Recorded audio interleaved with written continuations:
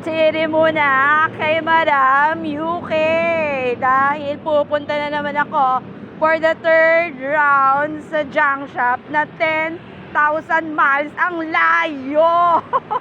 And remember this, chururut, diba?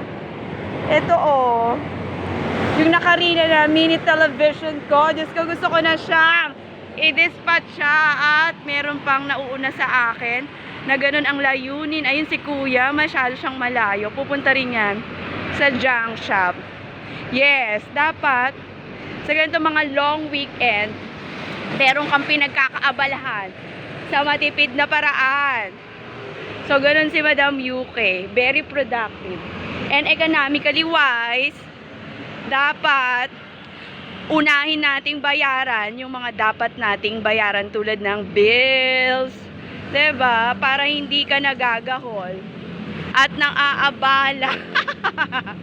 Oo, lagi ko pinaalala yan dahil ang Madam UK, lumalaban talaga yan ng kahit madumi, basta sa ngalan ng pera. Diyos ko, junk shop kung junk shop. Maging aral to sa atin, ha? Napakadaling magpakatotoo sa buhay. At wag na tayong magmanipula pa ng ibang mga tao para lang magmukha kang maganda. Oo, hindi man agad-agad ang karma. Ito ay wala akong pinatutungkulan, ha? Baka mamaya may matamaan na naman. Wala akong obligasyon sa inyo. Ang Madam UK ay talaga namang kung ano ang dikta ng aking puso ay siya kung isinisiwalat, tinatalak para magising ang isipan ng mga taong mga pabiktim. PAC OOTD.